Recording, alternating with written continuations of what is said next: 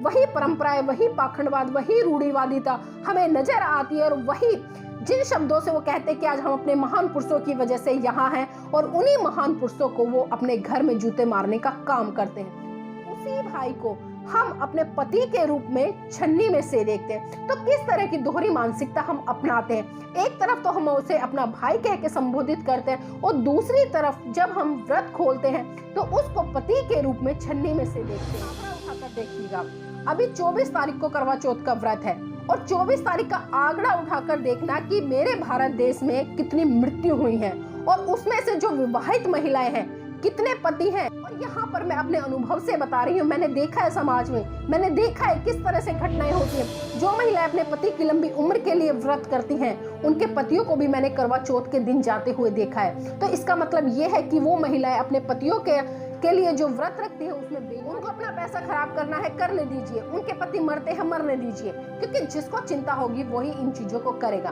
तो यहाँ पर मैं अपने समाज की महिलाओं का भला चाहती हूँ, उनके परिवारों का भला चाहती हूँ, इसलिए ये वीडियो मैं खासकर अपने बहुजन समाज की आपके बच्चे की शिक्षा की बारी आती है, उसके भविष्य को बनाने की बारी आती है, तब आपके पास में पैसे नहीं होते हैं। और जब इस तरह के कर्म कांड या पूजा पाठ या रूढ़िवादी परंपराएं को ढोने की बारी आती है, या इस तरह के उपवासों को रखने की बारी आती है, तो आप कहीं ना कहीं से पैसों का अरेंजमेंट कर लें।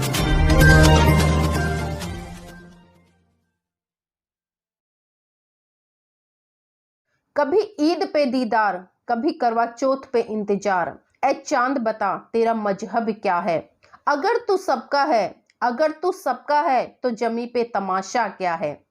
जय भीम, नमो बुद्धाय। आप देख रहे हैं एनबी न्यूज 24/7 नीलम बोध के साथ। साथियों, आज मैं बात करूंगी करवा चौथ की, जिस पर्व को लेकर मेरे देश की पढ़ी लिखी महिलाएं भी आज बहुत बड़ी भ्रांति में जी रही हैं कि एक करवा चौथ का उपवास रखने से उनके पतियों की लंबी उम्र हो जाएगी। लेकिन मैं उन पढ़ी लिखी महिलाओं से पूछना चाहती हूँ कि जब आप साल में 364 दिन खाना खाती हैं और एक दिन करवा चौथ का व्रत इसलिए रखती हैं कि आपके पति की लंबी उम्र हो जाए,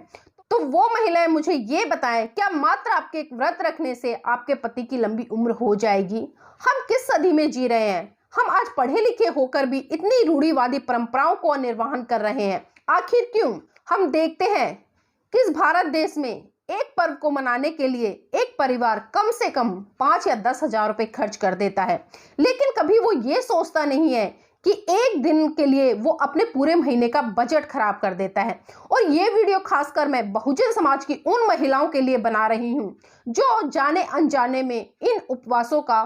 निर्वहन करती चली आ रही हैं। वो कभी सोचती नहीं है कि आखिर इन व्रतों को करने से उनका कितना आर्थिक नुकसान होता है, उनके बच्चों के भविष्य पर क्या फर्क पड़ता है, वो कभी नहीं सोचती। जिन परंपराओं और जिन रूढ़िवादी रीति रिवाजों को या जिन त्योहारों को आप मना रही हैं, कभी आपने उन पर चिंतन मनन करने का प्रयास भी नहीं किया। फिर से यहाँ पर बहुत सारे लोग आएंगे और बहुत सारी मुझे गाली गलौज भी करेंगे, क्योंकि अक्सर होता है कि जब मैं उनके तीज त्योहारों पर या इन परंपराओं पर सवाल खड़े करती हूँ तो कहीं ना कहीं उनको मिर्ची लगती है। और मिर्ची लगना स्वाभाविक है साथियों, क्योंकि जिन परंपराओं को वो सदियों से ढोते आ रहे हैं, उनके पूर्वज ढोते आ रहे हैं, और उन्हीं परंपराओं को आज भी वो गूंगे बहरे और अंधे बनकर लकीर के फकीर बने हुए हैं, तो मिर्ची लगना लाजमी है। वो कभी नहीं सोचते कि हम इस काम को क्यों करें और इसके क्या अच्छे परिणाम हो सकते हैं और क्या इसके दुष्परिणाम हो सकते हैं, बस करे आ रहे हैं। मैं यहाँ पर जो लोग इन परंपराओं में अपनी पूरी आस्था रखते हैं या इन परंपराओं को अपने जीवन से या अपने पतियों की लंबी उम्र से जोड़कर देखते हैं, मैं उनसे यहाँ पर तर्क वितर्क नहीं करूंगी, बल्कि ये वीडियो मैं अपने उस बहुजन समाज की महिलाओं के लिए बना रही हूँ जो इस देश में 85% की संख्या में आवाज करती हैं।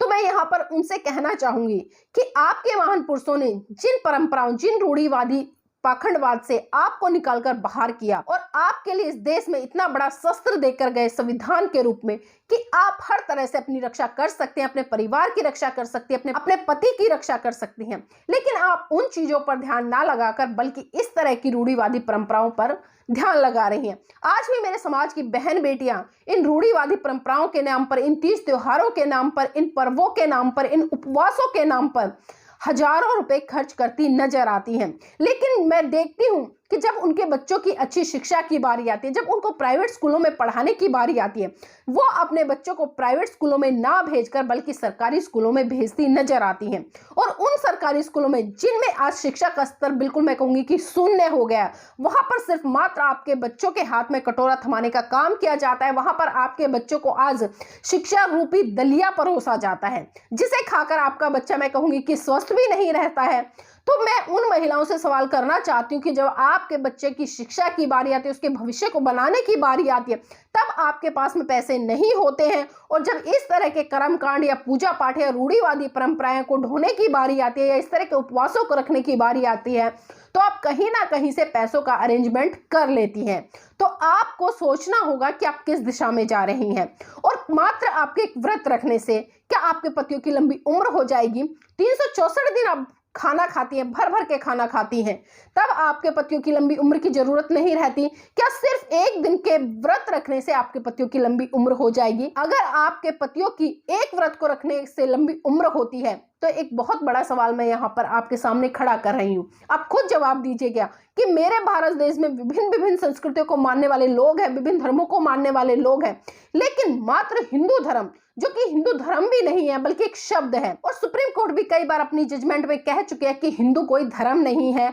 और हमारे देश के माननीय प्रधानमंत्री जी भी कई बार कह चुके हैं कि हिंदू कोई धर्म नहीं है बल्कि जीवन को जीने का एक तरीका है। तो इसी तरह से साथियों, इस देश में बौद्ध धर्म, जैन धर्म, सिख धर्म और ईसाई धर्म के लोग रहते हैं, लेकिन मैंने देखा है कि उनके घर की महिलाएं इन त्योहारों को नहीं मनाती है और ना ही इस तरह के उपवास करती हैं। वो अच्छी तरह से जानती है कि खाली एक व्रत रखने से हमारे पतियों की लंबी उम्र नहीं होती है, और एक व्रत के लिए आप कम से कम 4-5 हजार रुपए में आग लगाती है। अगर सही मायने में आपको अपने पतियों की लंबी उम्र चाहिए और उनको सही सलामत देखना है और उनके साथ में जीवन यापन करना है, तो सबसे पहले आपके परिवार में जो नशीली चीजें आती हैं, खासकर हम देखते हैं कि आज का जो वर्ग है वो दारू बहुत ज्यादा पीता है। मैं यहाँ पर बहुजन समाज की महिलाओं की बात कर रही हूँ, मैं दूसरे लोगों की बात नहीं कर रही हूँ। उनको अपना पैसा खराब करना है, करने दीजिए, उनके पति मरते हैं, मरने दीजिए, क्योंकि जिसको चिंता होगी वही इन चीजों को करेगा। तो यहाँ पर मैं अपने समाज की महिलाओं का भला चाहती हूँ, उनके परिवारों का भला चाहती हूँ, इसलिए ये वीडियो मैं खासकर अपने बहुजन समाज की बहन बेटियों के लिए बना रही हूँ। और मैं यहाँ पर अपने समाज के पुरुष साथियों से भी अपील करूंगी कि साथियों, इस तरह की परंपराओं को आप अपने घर से निकाल बाहर करें, क्योंकि इस तरह की परंपराएं, इस तरह के उपवास कभी भी आपका भला नहीं कर सकते। और सबसे बड़ी बात, हम देखते हैं कि रात दिन सरहद पर चाहे आंधी आए, तूफान आए, बारिश है, गर्मी है या कड़कड़ाती ठंड है या 0 डिग्री पर जमी हुई बर्फ है, वहां पर मेरे देश का नौजवान रात दिन अपने देश की रक्षा के लिए सरहदों पर खड़ा होकर रात दिन इस देश की निगरानी में खड़ा रहता है। तो उनके घर की महिलाएं भी व्रत रखती हैं बहुत सारी, लेकिन हमने अक्सर देखा है तो हमारे बहुत सारे भाई सरहद पर ही अपनी जान खो देते हैं, चाहे तो किसी आतंकी हमले में मर जाते हैं या सर्दी के कारण मर जाते हैं, गर्मी के कारण मर जाते हैं या कोई जानवर उनको खा जाता है। तो अगर इन व्रतों में इतना ही विश्वास है और इन व्रतों में इतनी ही शक्ति है, तो क्यों नहीं वो उन भाइयों की रक्षा करती जो भाई आपकी देश की रक्षा के लिए सीमा पर रात दिन पहरेदारी करते हैं। और यहाँ पर मैं अपने अनुभव से बता रही हूँ, मैंने देखा है समाज में, मैंने देखा है किस तरह से घटनाएं होती हैं। जो महिलाएं अपने पति की लंबी उम्र के लिए व्रत करती हैं, उनके पतियों को भी मैंने करवा चौथ के दिन जाते हुए देखा है। तो इसका मतलब ये है कि वो महिलाएं अपने पतियों के लिए जो व्रत रखती हैं उसमें बेईमानी करती हैं या बीच में कुछ खा लेती हैं, जिससे कि उनके पति उस दिन मर जाते हैं। साथ ही आप आंकड़ा उठाकर देखिएगा, अभी 24 तारीख को करवा चौथ का व्रत है और 24 तारीख का आंकड़ा उठाकर देखना कि मेरे भारत देश में कितनी मृत्यु हुई है और उसमें से जो विवाहित महिलाएं हैं, कितने पति हैं जो इस दुनिया में नहीं रहे हैं। आप आंकड़ा उठाकर देखिएगा और फिर सवाल कीजिएगा, क्या उनके घर की महिलाओं ने उनके लिए व्रत नहीं रखा था? और ये 30 त्योहार साथियों आपके त्योहार नहीं है, बल्कि ये विशेष वर्ग के द्वारा बनाए हुए त्योहार है, जिनसे कि उनका व्यापार चलता है, सामान बिकता है। क्योंकि ये सबको पता है कि हम करवा चौथ पर नई नई साड़ियां पहनते हैं, अच्छी अच्छी ज्वेलरियां खरीदते हैं और तरह तरह के जो भी आप पूजा पाठ में सामग्री इस्तेमाल करते हैं वो कहाँ से आती है? वो बढ़ियाओं की दुकान से आती हैं। और इस तरह के 30 त्योहारों को मनाने के लिए आपको कौन बाध्य करता है? हमें अच्छी तरह से पता है कि इस देश में ब्राह्मणवाद का एक ऐसा वायरस फैला हुआ है जो अपनी दुकान को आज भी जमाने के लिए तरह तरह के आडंबर रच रहा है, जिसके बहकाव में आकर हमारे बहुजन समाज की महिलाएं अपने घर की खून पसीने की कमाई को बहाकर आ जाती हैं। और यहाँ पर मैंने देखा है कि पढ़ी लिखी महिलाएं, चाहे डॉक्टर हो, इंजीनियर हो, प्रोफेसर हो या जज हो, वो महिलाएं भी इस तरह के व्रतों को करती नजर आती हैं। कई बार तो मुझे हंसी भी आती है उन महिलाओं पर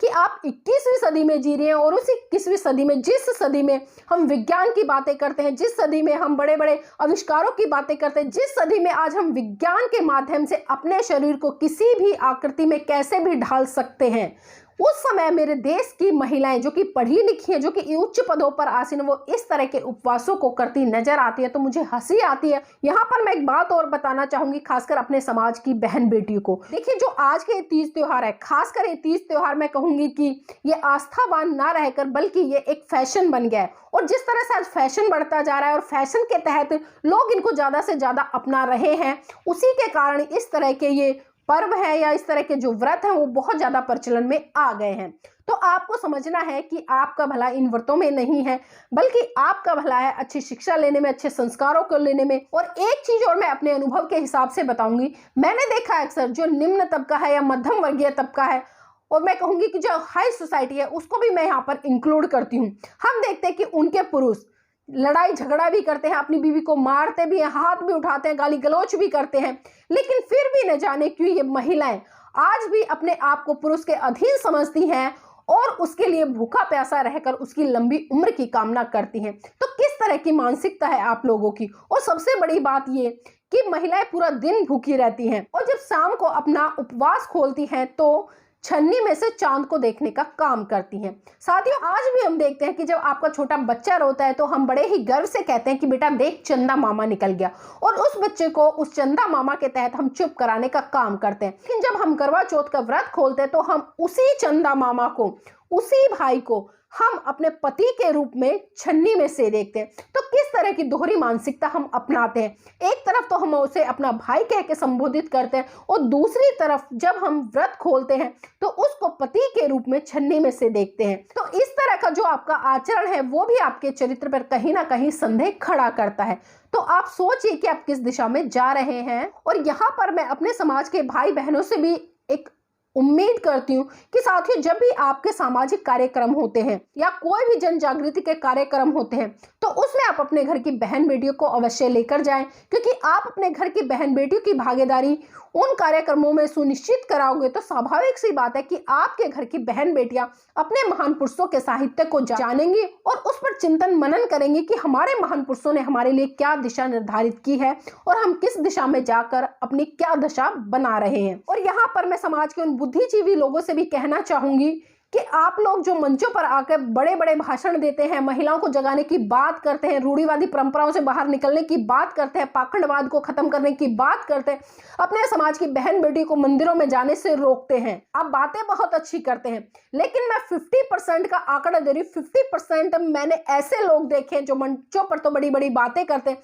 लेकिन जब हम उनके परिवार में जाते हैं, उनके घरों में जाते हैं, तो उनके घरों में वही परंपराएं, वही पाखंडवाद, वही रूढ़िवादिता हमें नजर आती है। और वही जिन शब्दों से वो कहते हैं कि आज हम अपने महान पुरुषों की वजह से यहाँ हैं, और उन्हीं महान पुरुषों को वो अपने घर में जूते मारने का काम करते हैं। तो आप भी इस दोहरी मानसिकता से निकलिए। खाली आपके भाषण मंचों तक नहीं होने चाहिए, आपके विचार मंचों तक नहीं होने चाहिए, आपके विचार दूसरे लोगों तक नहीं होने चाहिए, बल्कि आपके विचार पहले खुद के लिए होने चाहिए, खुद के परिवार के लिए होने चाहिए। तब हमें समाज के लिए या दूसरे लोगों के लिए उन विचारों को प्रचारित और प्रसारित करने का काम करना चाहिए। और मैं फिर से यही कहूंगी कि मेरे समाज की बहन बेटियों को जानने की जरूरत है। आप तर्क कीजिए और तर्क के आधार पर सोचिए कि क्या आपके लिए अच्छा है, क्या आपके लिए बुरा है, और आप इस मात्र एक दिन के बहकावे में ना आकर, क्योंकि आपको एक दिन अच्छा अच्छा खाने को मिलता है, एक दिन अच्छे कपड़े पहनने को मिलते हैं, अच्छी अच्छी साड़ियां मिलती हैं, आपको साजो श्रृंगार करने का मौका मिलता है। साजो श्रृंगार करने से आपकी सुंदरता नहीं बढ़ती, बल्कि आपकी सुंदरता आपके विचारों में होनी चाहिए, आपकी सुंदरता आपका अच्छा सुनने में होनी चाहिए, आपकी सुंदरता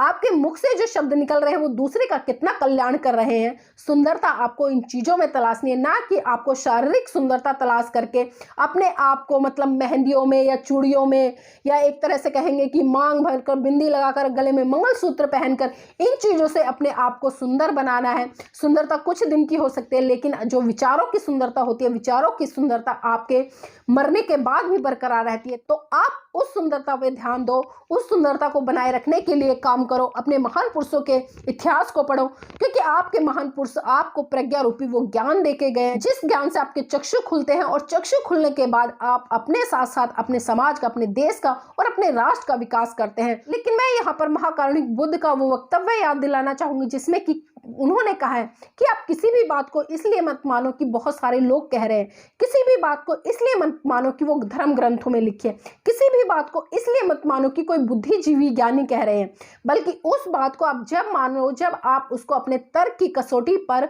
खरा उतार लो, और जब वो आपके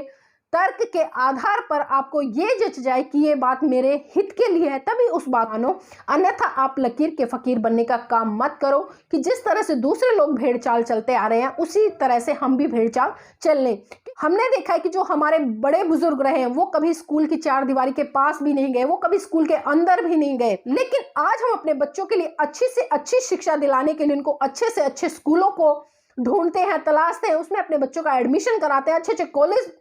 तलाशते हैं, उनमें एडमिशन कराते हैं, और हम अपने बच्चों को अच्छे अच्छे कोर्स कराते हैं ताकि हमारे बच्चे इस देश के डॉक्टर बन सके, इंजीनियर बन सके, जज बन सके और इस देश के उच्च पदों पर आसीन हो सके। अगर यही चीजें हम ये सोचे कि हमारे महान पुरुष नहीं पढ़े थे तो आज हमें अपने बच्चों को भी नहीं पढ़ाना चाहिए। समय के साथ बहुत सारी चीजें परिवर्तित होती है, परिवर्तन होता है, तो साथियों इन चीजों में भी हमें कहीं ना कहीं परिवर्तन करना पड़ेगा, क्योंकि बाबा साहब आपके जीवन के लिए, आपके हक अधिकार के लिए आपको संविधान रूपी एक शस्त्र देकर गए हैं, और आपको निर्धारित करना है कि आपको उस शस्त्र का इस्तेमाल किस दिशा में और कैसे करना है। तो मैं साथियों इन्हीं शब्दों के साथ आपसे विदा लूंगी, और मैं यहाँ पर फिर से अपील करूंगी कि इन तीज त्योहारों और रूढ़िवादी परंपराओं को आप त्याग करें और विज्ञान की तरफ बढ़े, क्योंकि हम आज 21वीं सदी में जी रहे हैं, आज हम चांद पर जा रहे हैं, आज हम मंगल पर जीवन यापन करने की बात कर रहे हैं। तो साथियों 21वीं सदी आपकी है, इसको कैसे जीना है और कैसे नहीं जीना है ये आपका निर्णय है। जय भीम, नमो बुद्धाय। मेरा चैनल, आपका चैनल, समाज का चैनल, देश का चैनल NV News 24/7 को आप लाइक करें, सब्सक्राइब करें और ज़्यादा से ज़्यादा इसकी वीडियो को शेयर करें ताकि हर खबर को मैं आप तक आसानी से पहुंचा सकूं।